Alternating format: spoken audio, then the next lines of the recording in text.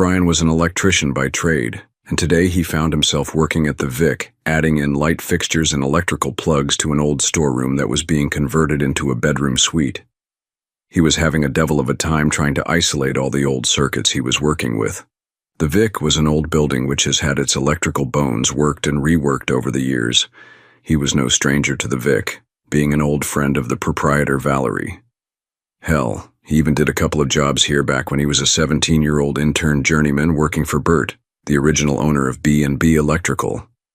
Back in those days, the Queen Victoria was the place to see and be seen. The elite came from all over to stay in her ornate rooms and visit the quaint little town. Brian's mind drifted back to those days. He remembered how Bert always jumped at the chance to see Valerie at the Vic. No matter what seemed to be the problem, he was at the door with bells on whenever Valerie called. It didn't take long for the young journeyman to realize that Bert and Valerie were an item, even though Bert had a little woman at home. Brian quickly learned to mind his own business, and Brian shook his head, trying to remove the cobwebs of the past that he had just drifted into. He was much older now, 49 to be exact, and the sole owner-employee of B&B Electrical. The quaint little town of Hanover had fallen on hard times, with many of the manufacturing plants in neighboring cities and towns closing up and moving overseas. Although he had somehow managed to hang on to the little town for whatever reason, much of his family and friends had gotten out or escaped, as many of them like to say. Not much in the town existed as it had back then, and the Queen Victoria was no exception. The ornate decorations were old and worn. Much-needed repairs were put off, and although the Vic still housed residents, it wasn't an inn anymore. Nope, these residents were, to use an old term from the Vic's heyday, of ill repute. Valerie had somehow managed to evolve from innkeeper to madam during this time, although Brian often wondered how blurred that line was even back then. It sure would explain a lot of the shenanigans he witnessed over the years, especially with Bert and many other of the area tradesmen. It didn't matter to him, though. A friend was a friend, and she was a paying customer. He shook his head again. These cobwebs in his mind just weren't giving up on their own. Not a good thing, because a distracted electrician could get— Ouch! Some sparks flew, and Brian was knocked off the short step ladder. He was only one step up, but the fall was clumsy, and he was flat on his back. He had no one to blame but himself, and of course the old Vic, which always had a few surprises for him. At that moment, Valerie opened the door into the room, and hearing the cursing, she said, "Brian, are you okay?" Oh my God. She wasn't able to stop the motion of opening the door before she hit him in the head with it. Ow. Geez. This day was just getting better. Brian rolled over in pain. Valerie and the other woman who she was with both rushed to his side. "Are you okay?" They both yelled in unison. "Yeah, I guess," said Brian. The head bump was no big deal. He was always accused of having a hard head. Just got a shocking little present from Her Majesty, and he raised his arm to get his first look at the injury. "Damn," he said, that's a decent-sized burn mark." "Let me see," said Valerie. "Oh my God, Brian, let me go get some ice. Liz, stay with him until I get back." Brian was still in a daze. Whether it was the nasty little shock, the fall, the door bashing into his skull, or a combination of the three, he wasn't going to be able to get back up for a bit. He laid there, staring at his arm. Liz kneeled next to him and took a look at his arm. "Oh my," she said. "I think I have some lotion that will help soothe that burn." She dove into her handbag and pulled out the small bottle. She poured a few drops into her own hand and began to carefully rub the lotion into his burn. Brian soon realized that the lotion was soothing the pain. Still dealing with the fog in his brain, he looked up from his arm to view the angel that was attending to his wound. From this close-up, Brian was looking directly into her face, and a smile quickly came back to his. "Wow." His voice trailed off. "What, is that okay? Am I hurting you?" said Liz. "It's just, wow," he stammered. You see, Brian wasn't feeling the electrical burn, the sore back, or the lump on his head. The only thing he felt was lost. Lost in the beautiful green eyes of this woman rendering aid. "Sorry, I'm a little dazed," he said. He sat quietly as he tried to form some coherent thoughts. Where was he? Oh yeah, the Vic. What happened? Oh yeah, got my butt thrown from the ladder. Who is she? Oh yeah, I don't know. Oh, that does feel better, thanks, he said. Sorry, where are my manners? My name is Brian. I figured as much, she said. From all the yelling that Valerie was doing, I kind of figured that was your name. She set his arm down next to him. My name is... Valerie burst into the room with the ice and, of course, banged the door back into Brian. Damn, said Brian. Valerie, if this is your way of helping me, I wish you would stop. Liz couldn't stifle a little giggle. Well, I never have. See if I protect you from the girls next time they set their sights on you, said Valerie as she handed Brian the bag of ice. Which one of my injuries is this for? Said Brian. My arm, my back, or the 2 lumps on my head? Put it on your head, I guess. There's no chance of you freezing that tortured brain of yours, huffed Valerie. I'm sorry, said Brian, just a little mad at my predicament. Valerie quickly softened her gaze at him. Valerie was in her 70s now, and had known Brian most of his life. She still looked at him as Bert's apprentice, but that hadn't been true in years. Somehow looking at Brian always reminded her of Bert, even though it's been 15 years since he had passed.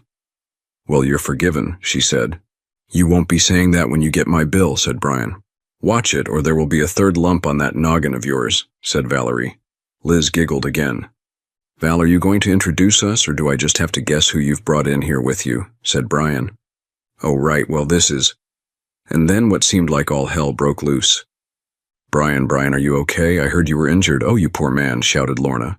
She and 3 of her comrades rushed to Brian's side, pushing Valerie out of the way and literally knocking Liz back onto her rear. Lorna was the most popular lady of the evening, working at the Vic. Behind her, Lily, Bethany, and Bonnie also made their way to Brian's side.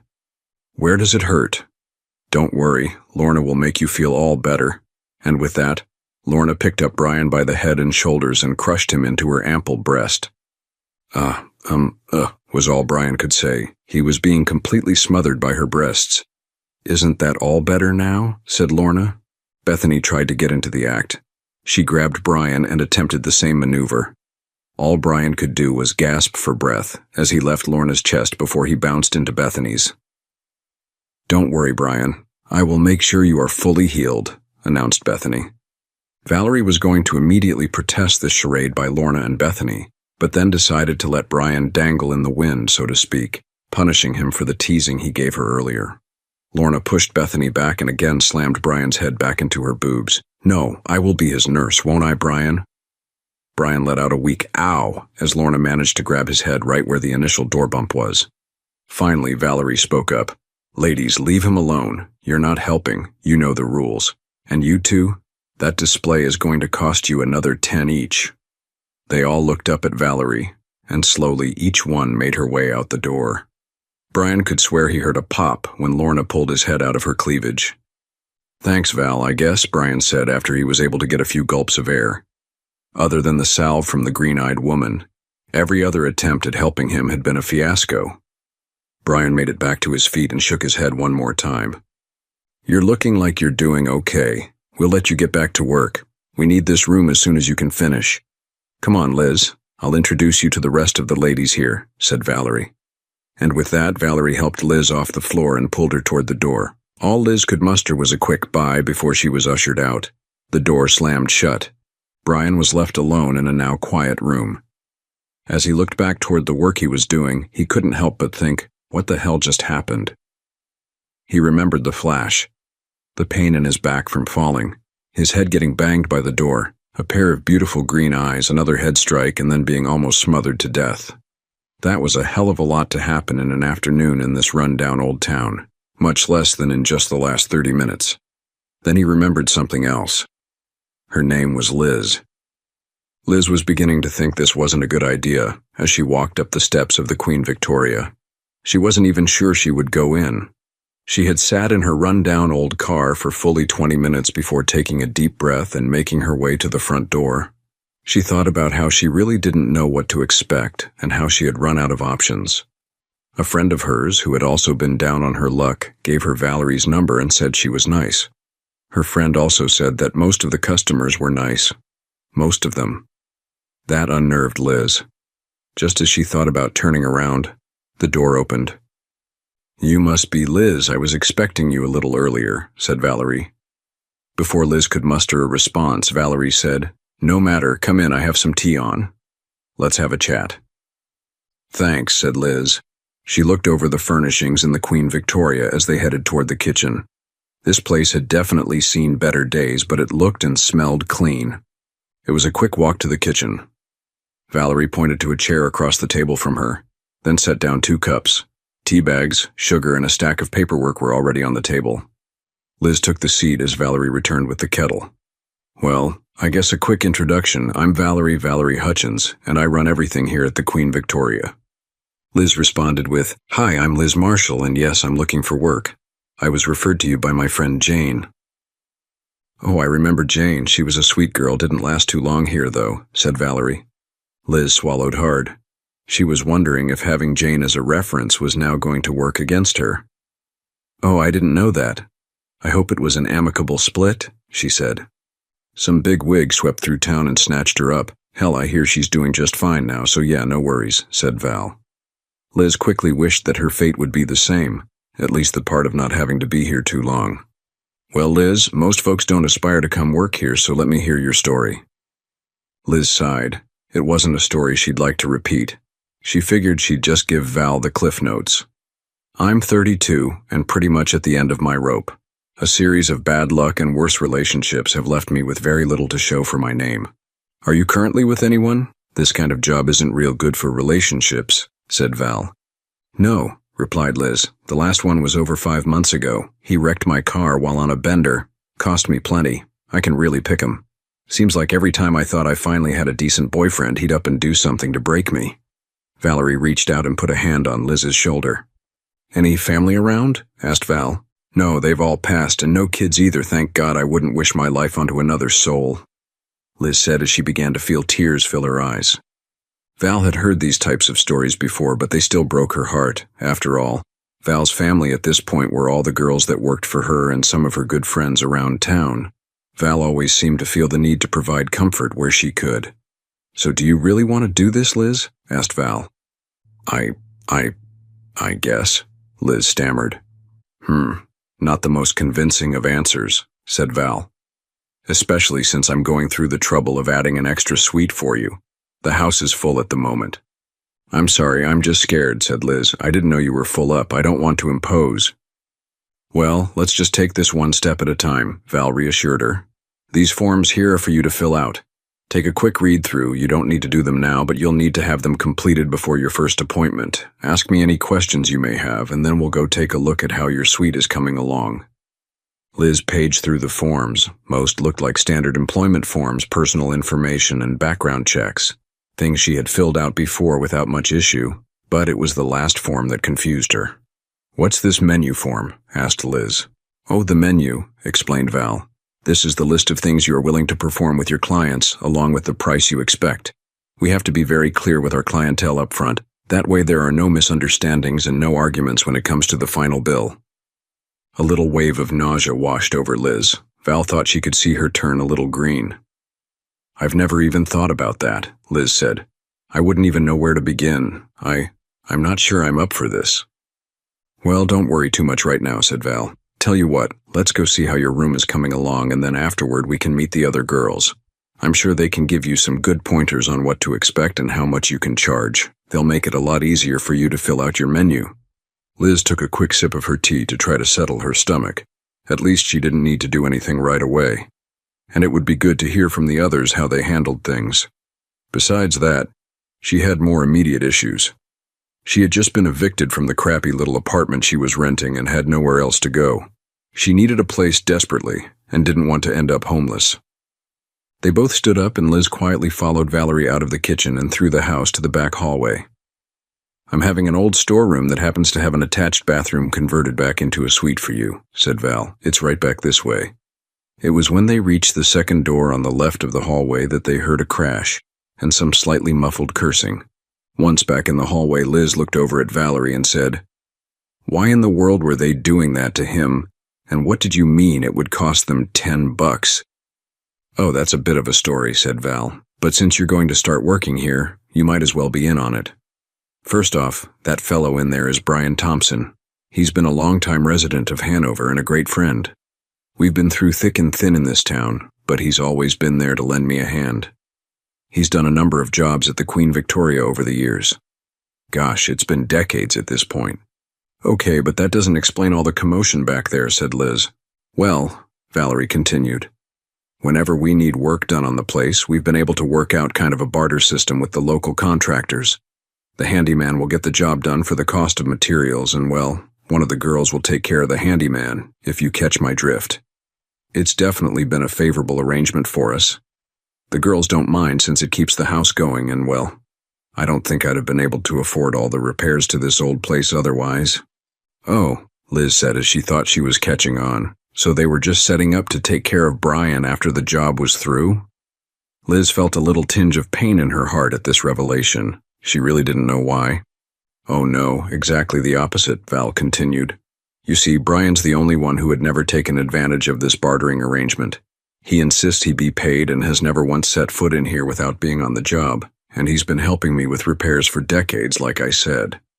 Okay, now I'm more confused, said Liz. Well, it's been going on for a long time, but back when Brian was a young buck and just starting to work, the girls back then were quite taken with him. They wanted to get the bartering arrangement with him started, but they just couldn't seem to convince him. One day the girls came up with a plan. An ongoing bet. The first one to get him in bed with them would win and collect the pool of money that they all put into. They never expected that he would be able to resist their charms. Oh geez, I think I'm starting to understand now, said Liz. It gets worse, said Val. You see, as things started to drag on, more rules were put in place on the bet. Whenever a girl would make an obvious pass at him and fail, she'd have to kick into the kitty. Over time, the total pool has grown. It's been so long it's practically a legend now. Oh no, so you mean that poor man has a bounty on his head? Asked Liz. Ha, more like on his dignity, laughed Valerie. Liz raised her hand to her mouth, but once again couldn't stifle her giggle. It's been going on for so many years, said Val. New ladies would come and go, learn of the bounty and do their darndest to try to win it. It started to get so big so quickly I couldn't keep it all at the house anymore, and literally had to put it into the bank. It's been earning interest all this time. Lorna is just the latest who seems set to try to win that prize. Wow, said Liz. How much is in the bounty? I'm not allowed to tell, explained Valerie. One of the rules. The girls just know it's big, and well, every time the story gets passed on, I'm sure they inflate the prize. Okay, I get it now, said Liz with a chuckle. They certainly weren't too subtle about it in there, were they? Ha, nothing's subtle about Lorna, replied Val. But under that painted-up veneer of hers is a golden heart. She'll eventually stop seeing dollar signs every time Brian walks in. They all do. Here, let me introduce you to the rest of the girls living here, and when you're done talking with them, come back to the kitchen and we'll see about some of those forms. Brian reluctantly returned to his work, being very careful to avoid the wires that began the last chain of events. He couldn't understand what went wrong. He'd followed all the precautions, turned off the juice to the wires he was working on, and even locked the breaker box so no one could turn it back on. He'd have to look further into what was amiss because some of the wires in this room that should not be electrified sure as hell were.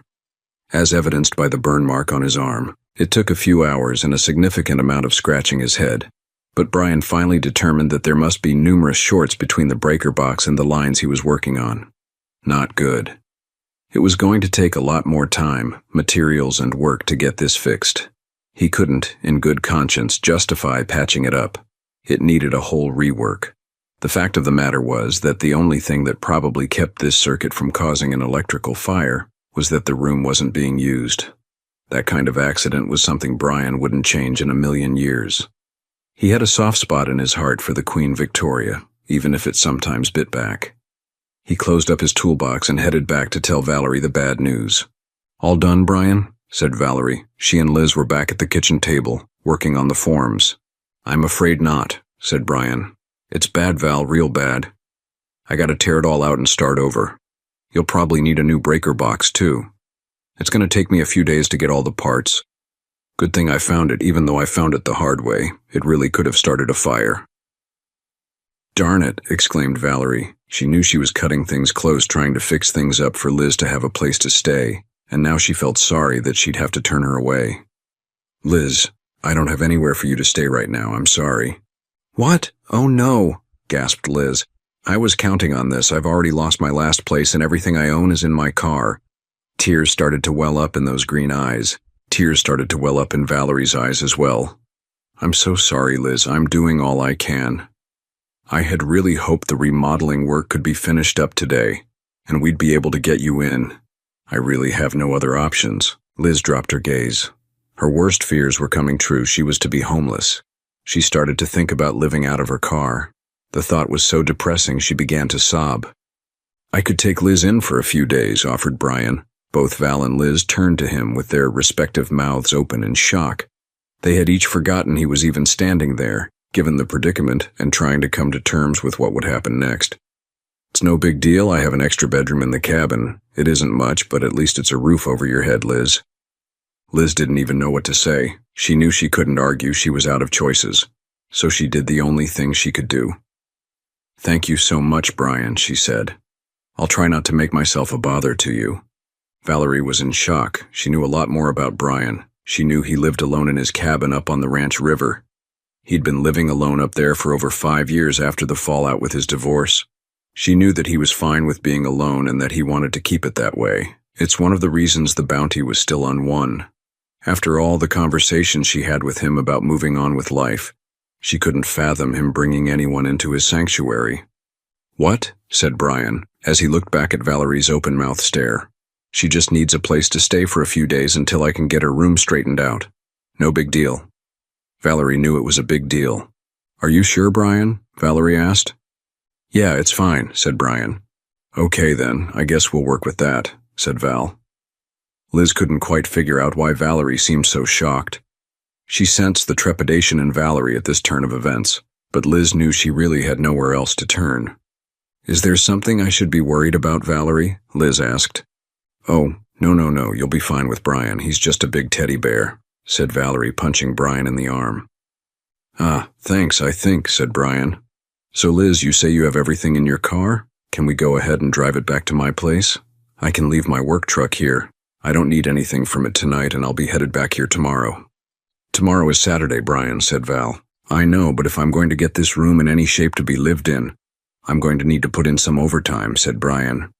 "I can't afford to pay you overtime rates," protested Val. "I barely have enough to pay you at all." "You know you'll get my best rate, Val," said Brian. "I won't charge you any overtime." "Okay then, it's getting late, and it's a payday Friday. Things are going to start getting busy around here. I really need to get back to work. See you tomorrow, Brian." "Bye, Liz," said Val, as she turned to head to her office and answer the ringing phone. Brian turned to Liz. "Let's head out. I, for one, have had enough of the Queen Victoria today." After the emotional roller coaster Liz had just experienced, she was happy to leave as well, but the butterflies in her stomach wouldn't calm themselves as they exited the Vic. There was too much of the unknown ahead for her. Brian set his tools down inside his truck, locked it, and then followed Liz to her car. Brian dropped himself into the passenger seat while Liz tried to get her old set of wheels moving again. On the third try, the engine coughed, sputtered, and then settled into an uneven rumble. At least it had come to life again. Liz was never very sure it would. "Sorry," Liz mumbled. "My car has seen better days. Which way do we go?" Brian ignored the apology. He wasn't really even listening. He seemed a bit distant. Finally, he spoke up. "Just head north on 41. I'll tell you when you need to turn." "Is it far?" asked Liz. I don't have much gas." "No, it's close," he said. After a few minutes of uncomfortable silence, Brian perked up. "Hey, stop at the diner up there. I'm starving. Went without lunch today. Are you hungry?" Liz was starving. She hadn't eaten today at all, but she knew she had no money to pay for a meal. I don't have much money," she said. "I'll buy," offered Brian. "I've got to have some food or I'm going to pass out before we get to the cabin. Pull in." Liz pulled her old car into the gravel parking lot, found a spot quickly, and turned the key off.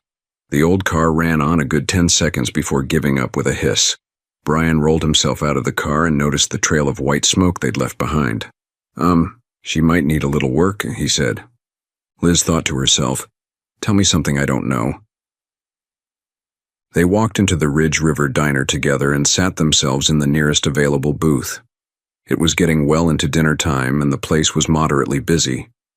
Liz saw Brian scanning the place as if he was looking for someone. They both noticed the waitress coming toward them from the other side of the diner. Liz glanced back at Brian as he sunk back in his seat with a sigh.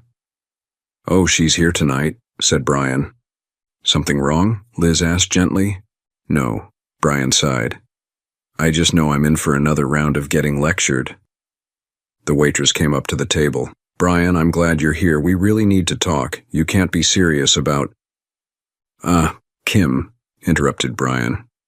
I really need for you to take our order first and get us some bread or something quick. I'm starving here, and Liz over here isn't in much better shape. I promise we will talk later. If looks had the power to wound, Brian wouldn't stand a chance. Liz watched as Kim gave him such an icy stare before finally taking their orders. Kim was polite to Liz, but it didn't really help much as Kim stormed off to the kitchen. What was that all about? Said Liz. It was like I just got in the way of a firing squad. She's pissed, replied Brian. Kim is my sister-in-law. She was married to my brother Craig, God rest his soul. She's mad because I haven't RSP'd to my niece's wedding. All that vitriol over a wedding invite? Asked Liz. I'd rather not talk about it, admitted Brian. He was still trying to decide in his mind if he would suck it up and go. He loved his sister, and of course he loved his niece. But she would be there too. Lucky for him, the food came quickly. Kim set the plates down in front of them. I really do need a word with you before you leave, pleaded Kim. Brian just nodded his head. Dinner was quiet, which was fine for both. They were both very hungry and tired from the day's events. Once the food was consumed, Brian got the check from Kim. He reached for his wallet and left a 50 on the check plate and told Kim to keep the change. Liz noticed that it was a very hefty tip. Don't think this tip is going to get you off the hook, mister, protested Kim. You're lucky it's busy here right now, or I'd be giving you a much bigger piece of my mind. But you really need to stop overthinking and just tell your niece you'll be there. If you let her down, you'll have me to answer to as well. Brian knew this was no empty threat. I know, he said. I'll call you tomorrow. I'll get on it. You're damn right you will, and with that Kim huffed off. Liz just stared at Brian. He looked defeated. Let's go, Brian said as he pushed himself out of the booth. The car ride was as silent as dinner, except for the few directions Brian gave Liz until they pulled up to the cabin. It was dark by this time, and there were few lights out here. Liz could only see the outline of the building. Let's get your stuff and get you settled in, said Brian. They grabbed the entirety of Liz's possessions and were able to bring it all up to the spare bedroom in a couple of trips. Here's your room for now. Mine's at the end of the hallway. You can use the bathroom across the hall. If you don't mind, it's been a long day for me. I'm going to let you settle in on your own. Do you have any questions? Liz thought for a moment and said, I could really use a shower. Where could I find some towels?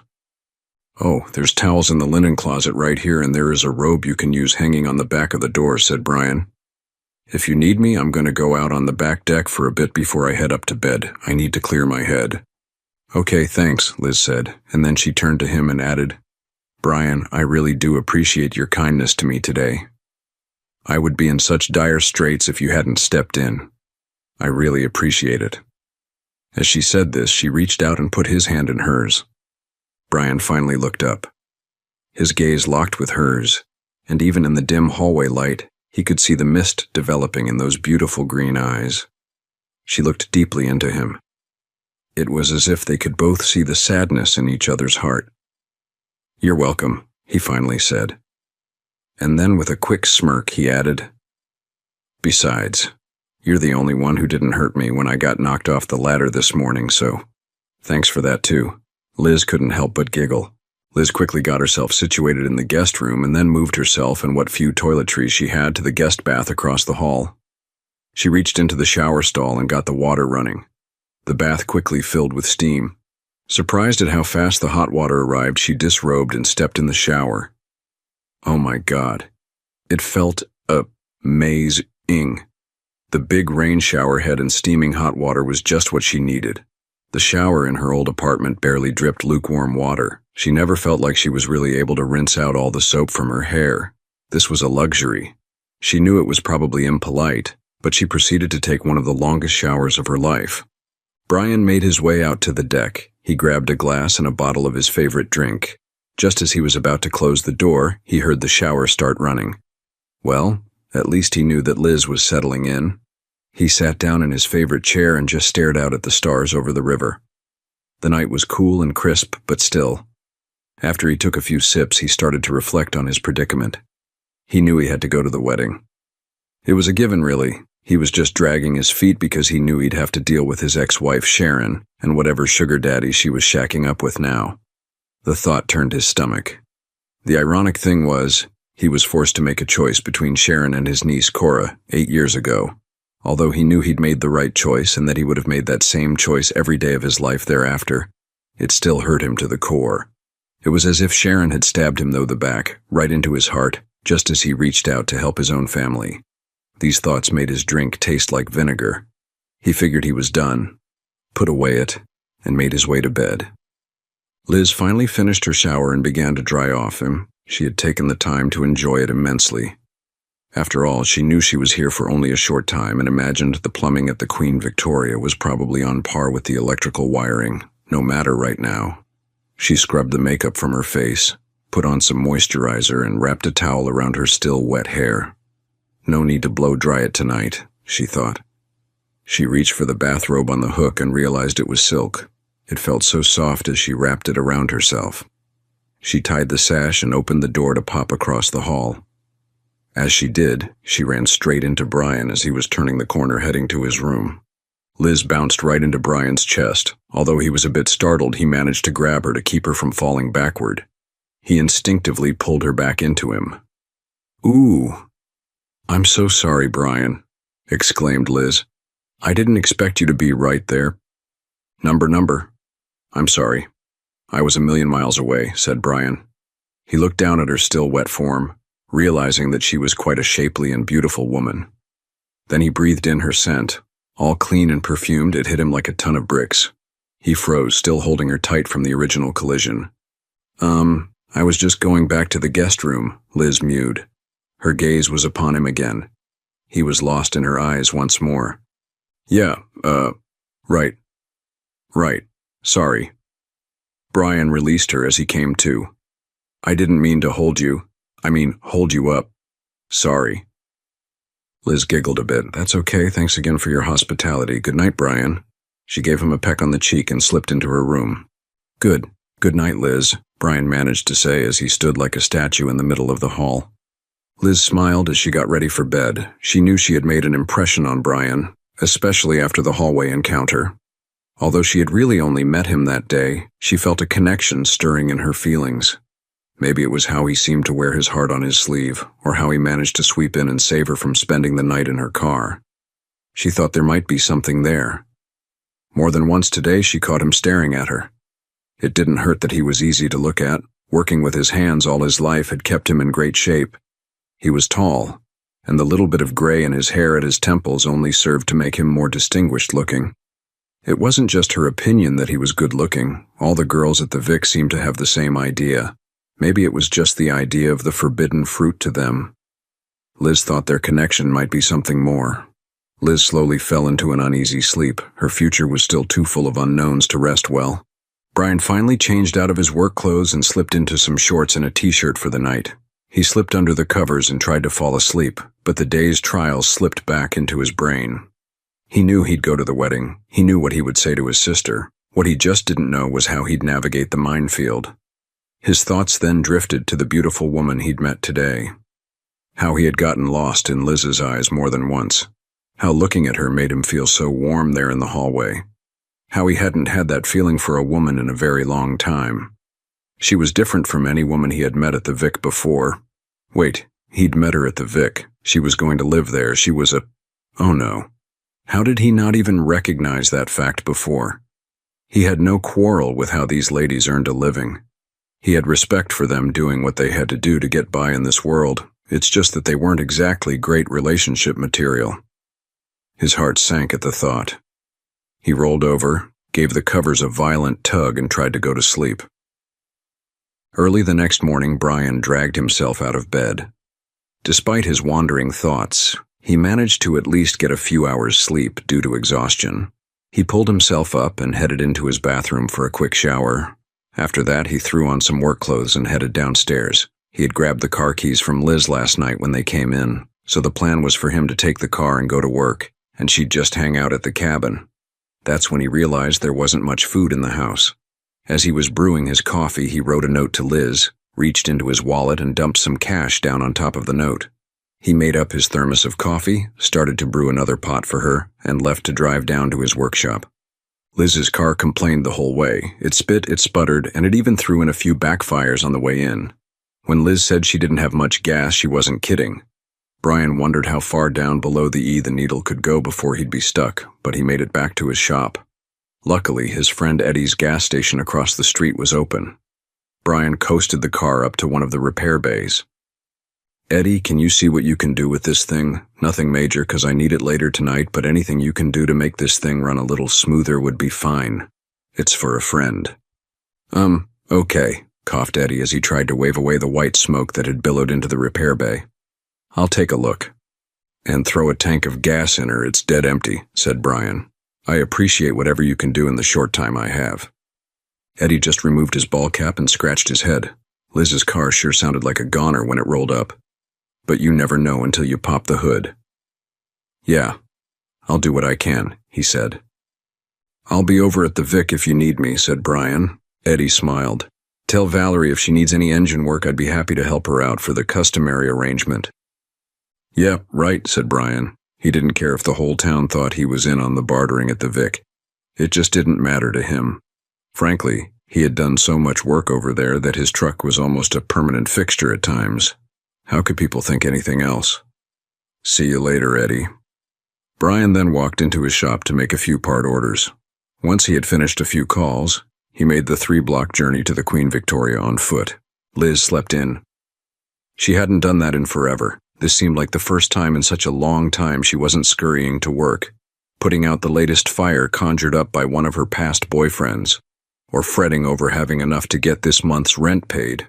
Last night's shower, and this morning's slumber, was the first time she had paid attention to her own needs in a long, long time. The smell of coffee beckoned her down to the kitchen.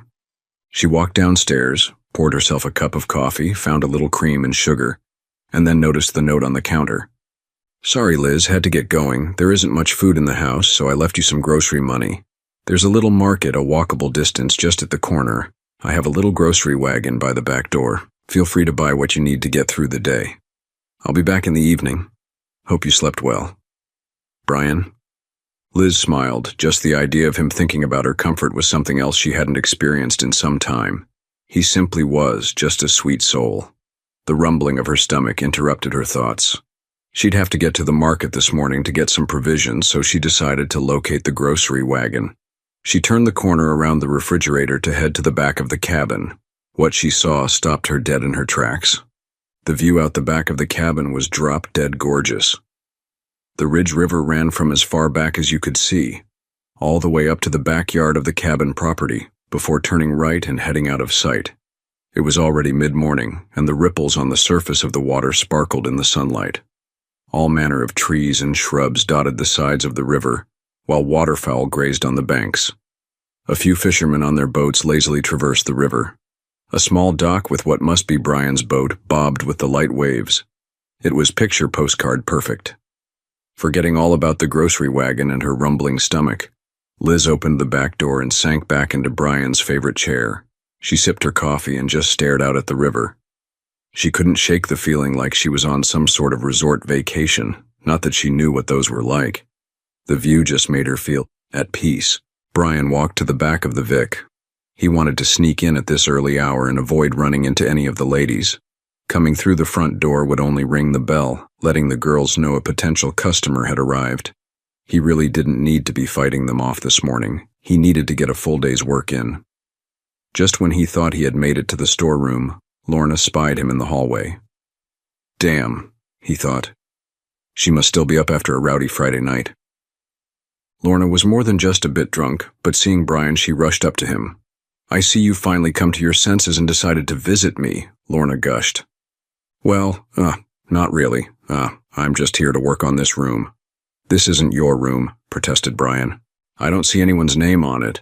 And with that, Lorna grabbed Brian in a bear hug and, with her momentum, pushed both of them through the door of the old storeroom. She shut the door with her foot as they passed through. "Why don't you just let me take care of you, Brian? No one has to know." "Lorna, you know I'm not going to do that. Besides, you're drunk. You ought to go sleep it off," said Brian. "I'm not so drunk that I can't fulfill your needs, Brian. and with that, Lorna pulled her tube top up over her big breast. "You know you want me. Come on, lover boy. You can take it all out on me." Lorna began to reach into Brian's pants, but before she made it past his belt, Brian cupped both hands around his mouth to amplify the sound. "Valerie, I'm here to work on the storeroom." "Oh, I'll be down in a minute, Brian," returned the call from Val.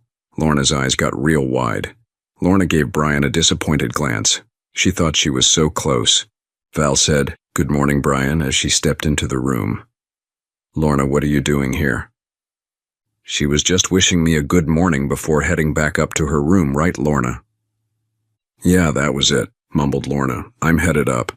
At least Brian had saved her the cost of adding to the bounty. When Lorna had left, Val asked Brian how things had gone last night with Liz. Brian responded with the dinner and the settling in. Very mundane stuff. "You know, Brian," said Val. "You really surprised me when you offered her a room. I know you haven't had anyone up to your place in God knows how long. Are you sure you're okay?" "It really wasn't that bad, Val," said Brian. "She didn't bother me at all. We just kind of went our separate ways when we got into the cabin. It was easier than I thought." "All right then, guess I'll just let you get back to work," said Val. "The sooner you finish this job, the sooner you'll get to kick her out of your house." That thought really didn't sit too well in Brian's head. At the end of the workday, Brian walked back to Eddie's garage. Eddie was out at the pumps, filling Liz's car with gas. "Hi, Brian," he said. "Hey, good thing you pulled this in when you did. The timing belt was worn out, practically came apart in my hands." "Yeesh," Brian exhaled. "How bad is it otherwise?" "Not all that bad," explained Eddie. "After I put on the new belt, I tuned her up with some new spark plugs and changed the oil. After that, once I got the timing back, she purrs like a kitten. It's not that bad of a little car after all." "Wow," Brian was surprised. How much do I owe you, Eddie?"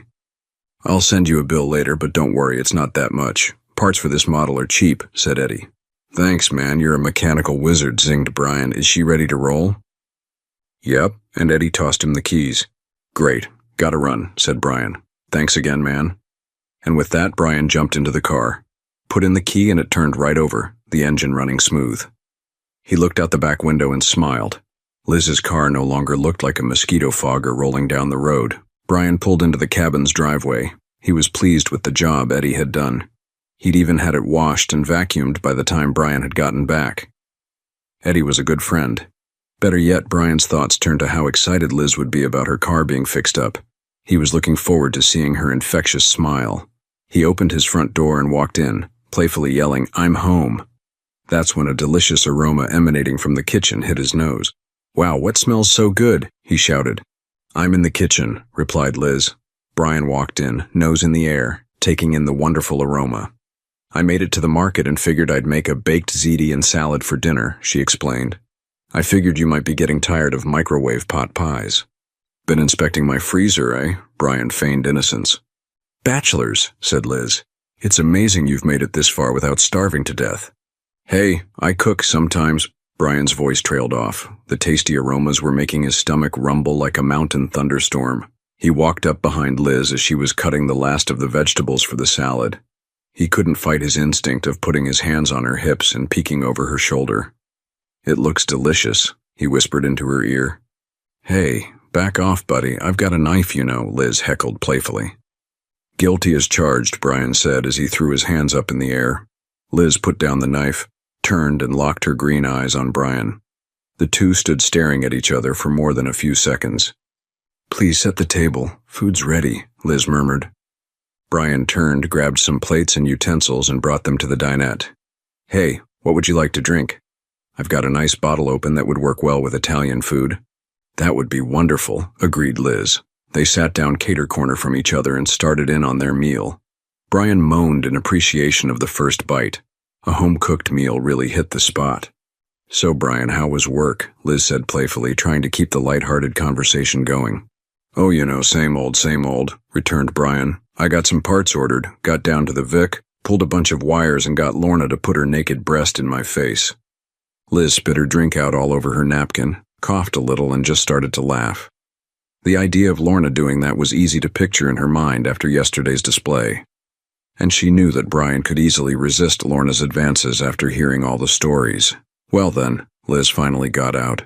"Sounds like a normal day for you." It was now Brian's turn to choke on his drink. The easy conversation kept going. "Brian, I can't believe the view you have here. I didn't see anything because it was so dark last night. But when I got up this morning, wow. I spent most of the day just staring at it. How do you not spend every waking moment out on that deck?" "Well, that's an easy one," Brian replied. "I spend most of my waking hours working hard to cover the costs of what I sometimes refer to as the biggest mistake of my life. My ex-wife." Liz's face changed from playful to concerned. She put her hand on his. "Do you want to talk about it?" she asked. "I guess," said Brian. "You met Kim, my sister-in-law. My brother Craig died about 12 years ago. It was tough. My niece Cora was only 13. They were left with nothing. I felt it was my duty, no, my privilege, to help them through this catastrophe. Kim managed to grieve and move through the process. Cora was having a tougher time of it all. She needed a dad in her life. I just somehow started to fill in that role. Sharon, my ex-wife, didn't like it much. She was selfish. I didn't ignore Sharon, far from. But her demands on me grew and grew. It was like she was doing whatever she could to make it harder for me to support Cora and Kim." "Sounds like she was jealous or something," Liz said as she tried to comfort Brian. "Yeah, more like the or something," Brian continued. "Cora was growing up. I knew that soon she would be drifting away and wouldn't need me anymore. I figured I could tread water until that happened. I was wrong, I guess. Cora did well, got good grades, and had dreams that would include getting herself a college degree. Money was always an issue for Kim, but I promised her that I would fund college for Cora's future as long as she was serious about it and kept her grades up. Sure, it was expensive, but the business could support us and this too. Sharon and I never had any kids, so it's not like I didn't have the funds to do it and support Sharon's lifestyle. Hell, this used to be our vacation home." "Wow, really?" Liz was shocked. "She couldn't see the good you were doing? It sounds cruel." "Yeah, I think accrual turned out to be her middle name," said Brian sadly. "By the time Cora got into college, every time I made a tuition payment, Sharon would demand some piece of jewelry or status symbol that cost just as much. It was a great big waste. No matter what I did, Sharon wasn't happy. One day I finally said no to her ridiculous demands. I think that was the day she went to her shark lawyer." "Oh no, that sounds awful. I can't believe she would act that way and not see the need in your niece's situation," said Liz. She closed her hand around his. "In the end, it was going to be a 50-50 split, but they got the court to decide that all the money I had spent on Cora was taken from our joint marital funds, and that I owed Sharon half of that too. So I was court-ordered to spend all that money twice," explained Brian. "I ended up with this place, my business, my work truck, and a big load of debt to fund Sharon's frivolous spending. After 5 years, I'm finally getting near the end of the payments." "That's awful, but it looks like you were successful in getting Cora, though, that rough time. Now that she's getting married," Liz injected as she tried to move Brian's thoughts to something more positive. "Yeah, Cora's great. I'm so proud of her. She got her degree with flying colors and has already started to intern in a law office. I've met her fiancé. He's a great, upstanding guy. She's got a bright future ahead of her. If I had to do it all over again, I'd still do what I did. In the end, seeing Cora bloom was worth all that pain." "I hope you've decided to go to the wedding. You need to go. Watch her move on in her life. You need closure," counseled Liz. "I am. I called an RSVPD. I'm just worried about how Sharon will act when we're in the same room together. If she causes a scene at Cora's wedding, I'll never forgive myself," Brian confessed. They finished their meal. It was as delicious as it smelled. As they cleaned up the plates and dishes, Brian said, "Hey, I'm going to open up another bottle. Want to join me out on the deck? Sunsets back here are always a surprising array of colors." "I'd love to," replied Liz. Brian found that his heart warmed as he heard those 3 little words. He grabbed a bottle, 2 glasses, and headed out to the deck. He took a deep breath as he exited the cabin. The fresh air helped him come to terms with his feelings. He looked at his favorite chair, but then opted for the love seat swing on the other side of the deck. After putting away the last of the leftover ziti, Liz made her way outside. She saw that Brian had already poured 2 glasses and had them sitting on the table in front of the love seat. It was easy to just slide in next to him as she felt so much more connected now that Brian had put all his cards on the table. She sat on one hip and cozied into Brian's side. As she reached for her glass, her hand grazed his chest. It was taut and muscular. As Liz sat down next to him, Brian put his arm out across the back of the swing. Liz's feet were curled up under her, so he used one foot to slowly rock them back and forth. They both had the same exact thought. This is cozy and comfortable. They settled in for the light show over the river. Oohs and ahs were the only thing that left their lips as they watched the sun slowly disappear into the river. Vibrant reds, oranges, and pinks delighted their senses. Brian's hand came down to Liz's shoulder. He gave her a squeeze. Liz finally broke the silence as she put down her glass.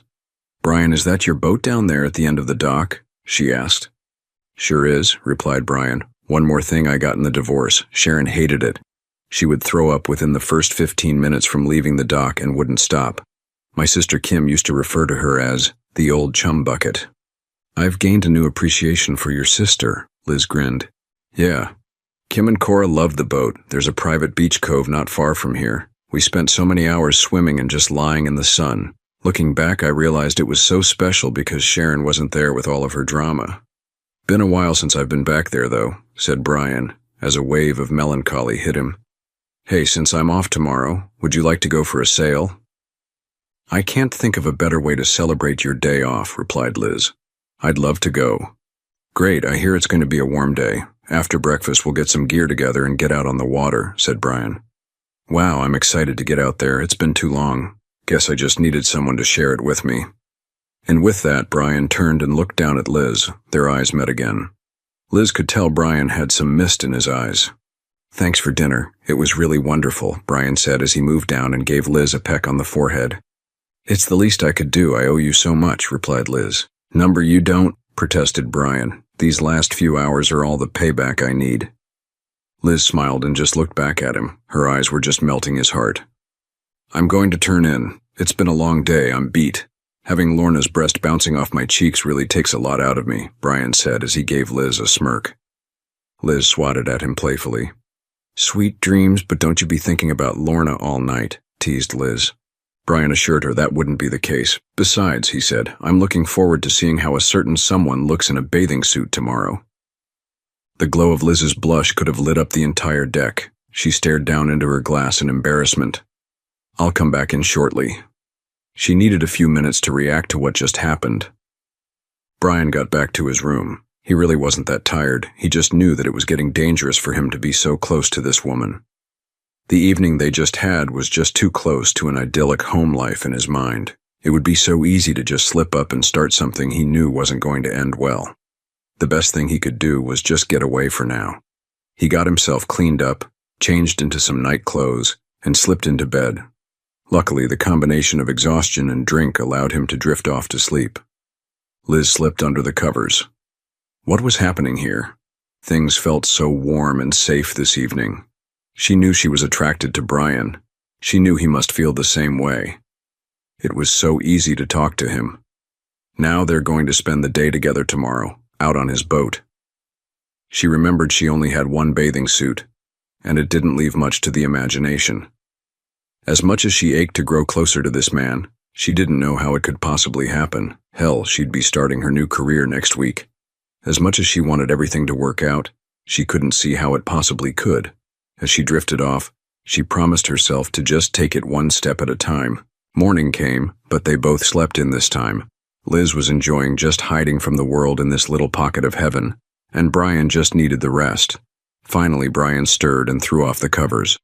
If he was going to take the boat out today, he knew he needed to get all the gear prepped and be sure the boat was fueled and ready to go. Nothing kills a good day out on the river like having your engine go south. He jumped up, threw on some jeans and a t-shirt, and headed down for some coffee. Once the coffee was brewed and he had scarfed up one of the muffins Liz had bought earlier, he set out to prep the boat. Liz was up shortly thereafter. She came downstairs. Coffee was a #1 priority. She filled the biggest mug she could find and headed for the deck. As she sat down in Brian's favorite chair, she noticed him working down at the dock. Even from this distance, she could see the muscles in his arms as he flexed while working on the lines of the boat. A smile came to her lips as she imagined those strong arms wrapped around her, pulling her into a warm embrace. She was startled out of her dream by a big blue heron swooping down and landing not 20 feet away. She took a big gulp of her coffee. At least she could still have dreams. Brian returned to the cabin about an hour or so later. "Hey Liz, the boat's ready to go. We are going to need some provisions. Would you mind packing us some food for a late lunch? I'll go grab some of the other stuff we'll need and fill up the cooler with ice and drinks." "Sure," said Liz. "I'll need to change clothes too." "No problem," answered Brian. "I should have most of whatever else we'll need out on the boat. I'll meet you back out at the dock in half an hour." With that, Brian went back up to his room and changed into his swim trunks, Hawaiian shirt, and boat shoes. He grabbed a hat and went back down to the boat to get the cooler set up. "Well, here goes nothing," Liz thought to herself as she put on her white bikini. She had gotten this old thing back when she had just turned 20 and had used it to torture all the boys at the beach that summer. After she had gotten it on, she turned and looked at the mirror. "Oh boy," she thought to herself. "My girls are bursting at the seams in this thing. Geez, I almost look like Lorna. Well, let me just throw on this cover-up. Maybe I won't need to take it off."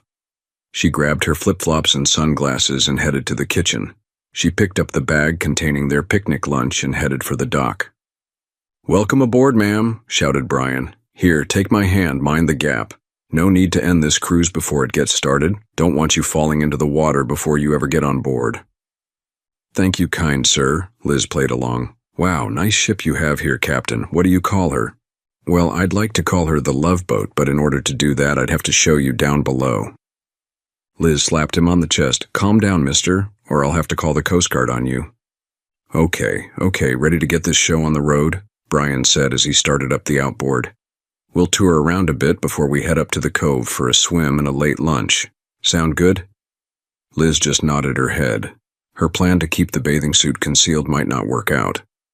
Brian untied the last of the ropes from the cleat holding the boat to the dock, pressed the throttle forward, and off they rumbled downriver.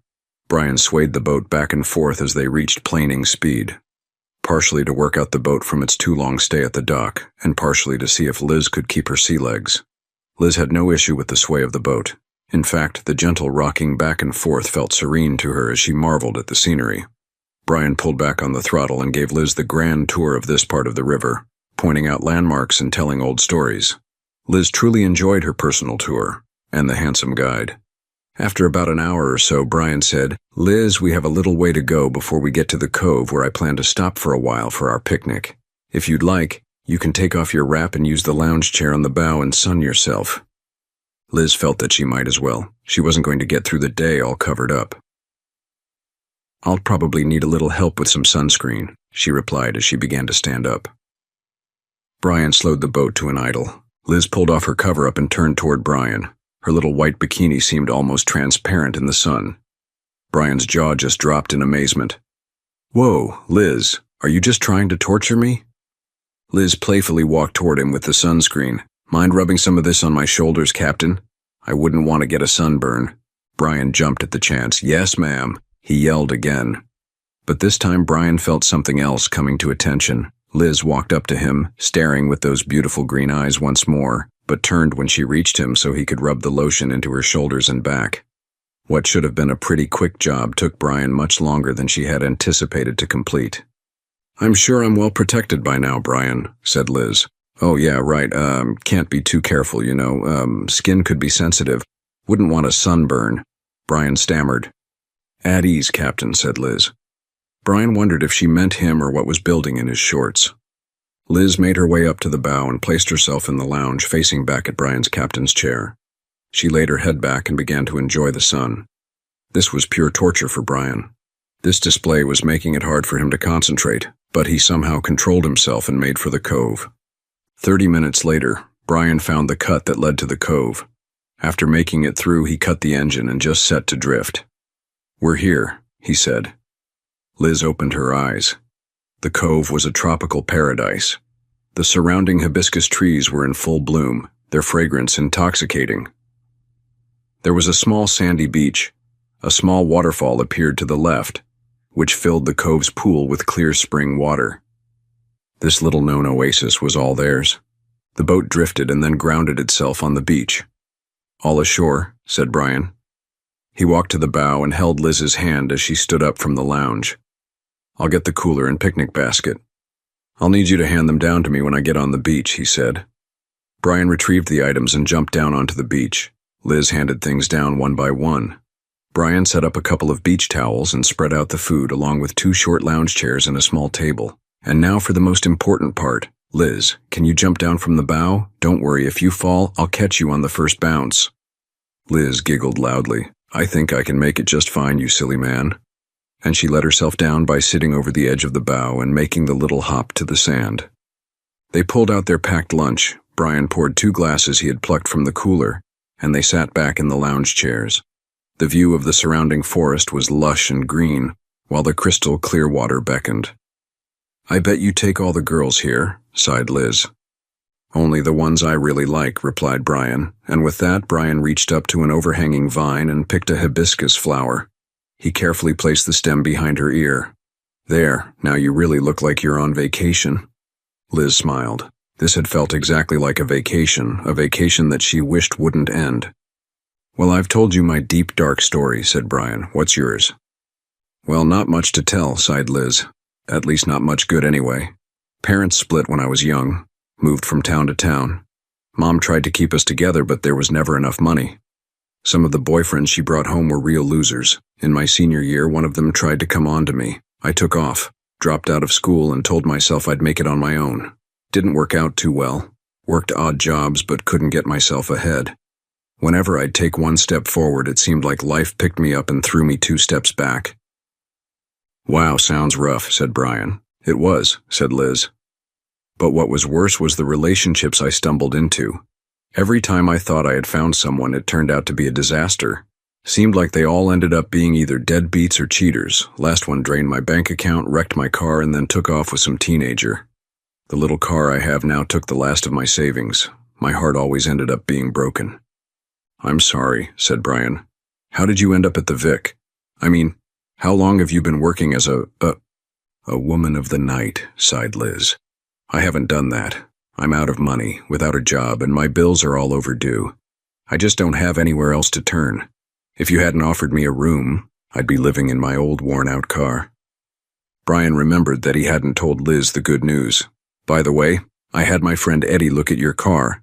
Turns out it wasn't that bad off. He made some repairs and cleaned her up. Purrs like a kitten, even has a full tank of gas now. Liz threw her arms around Brian. Oh, you wonderful man, you really have a way of taking care of my worries. I knew the car was on its last legs and needed fixing. I had no idea how I'd pay for it. I can't pay you back now, but as I earn money, I'll try to repay you. No need, said Brian. Oh, but I must, exclaimed Liz. You've done so much for me already. I feel like I've imposed so much on you. I've never had anyone be so kind and helpful to me. You must let me repay you somehow. It wouldn't sit well with me to feel like I've taken such advantage of your good nature. Well, Brian offered, you could grant me a kiss with this beautiful island woman in front of me. Sure would go a long way into paying me back. Liz looked at Brian incredulously. He must be joking. But the look in his eyes told her this was no joke. She could sense his anticipation. Liz was still sure that she shouldn't be starting up a relationship at this point, but she couldn't deny this seemingly innocent request. Liz leaned forward and pursed her lips to grant this one desire. Brian held her shoulders, leaned in, and brushed his lips with hers. The feeling was electric for both of them. But before they could sink into the depths of a passionate kiss, they were interrupted by the rumble of a party boat pulling into the cove. Before they knew it, about a dozen teenagers were laughing, splashing and partying in the cove. The moment was lost. Liz and Brian finished their late lunch, packed everything onto Brian's cruiser, and began the trip back to the dock and the cabin. The roar of the outboard stifled any conversation. Liz fought with herself the whole way back. She knew she was falling for Brian, but how could she justify starting anything when she was just about to begin working for Valerie? By the time they had reached the dock, Liz had resolved to keep Brian at arm's length. There was no way she wanted to hurt his kind soul, and there was no way the profession Liz was about to embark on was going to let her have a relationship with him. Once the boat was secured and the provisions put away, they turned to walk toward the cabin. "Brian," Liz said, "when will you be finished at the Vic?" "I should be able to finish tomorrow afternoon," he said. "Good," said Liz, trying to put forth a brave front. "I'll pack my belongings in the morning and drive you in. Once you're done, I'll move in. I've already taken too much of your time and your goodwill. I understand, Brian said dejectedly. He too couldn't see a way to change the way things were going to play out. Maybe he had just gone too far with things today. Maybe Liz just didn't feel the same way he did. He felt so frustrated that it had come to this. He knew he should do something. He just didn't know what that something was. Once inside, Liz said, I really think I need to take a shower and wash off the river spray. I've had enough to eat today, so I think I'll just turn in after I wash up. Thank you again for a wonderful day. You're welcome, Liz. Take all the time you need. I'll see you tomorrow, 8 a.m., okay? That would be fine, and Liz disappeared into the guest room. Brian sighed a heavy sigh. He thought about heading to the deck, but his heart just wasn't into it. He decided to make it an early evening as well. Liz headed to the shower. She did want to take advantage of the strong, steamy spray one last time. Only this time she hoped it could wash away the ache she felt in her heart.